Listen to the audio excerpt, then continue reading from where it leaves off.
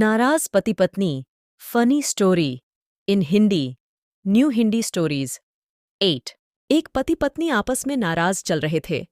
नाराजगी भी इतनी थी कि एक ही कमरे में रहते हुए आपस में एक दूसरे को बोलते तक नहीं थे। दोनों अपने अपने काम में कोई कमी नहीं आने देते।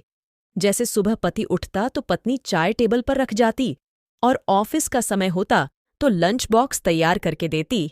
इसी तरह पति भी ऑफिस से आते हुए सब्जी राशन आदि लाकर रख देता।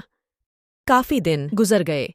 एक दिन पति को जरूरी काम से ऑफिस में 8 बजे की जगह 6 बजे पहुंचना था, लेकिन उसकी नींद 7 बजे से पहले नहीं खुलती थी।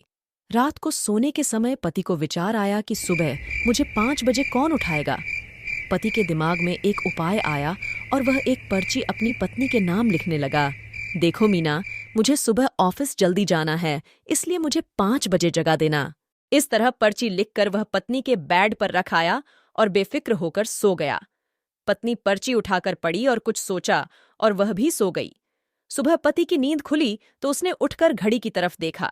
घड़ी में 7 बज रहे थे। फिर उसकी निगाह तकिए पर गई तो वहां एक पर्ची रखी थी। उस पर लिखा था, जी उठ जाओ, सुबह के 5 बज गए हैं। दोस्तों, आपको यह कहानी कैसी लगी कमेंट में जरूर बताएं और ऐसी कहानियों के लिए हमारे चैनल न्यू हिंदी स्टोरीज 8 को सब्सक्राइब करें। धन्यवाद।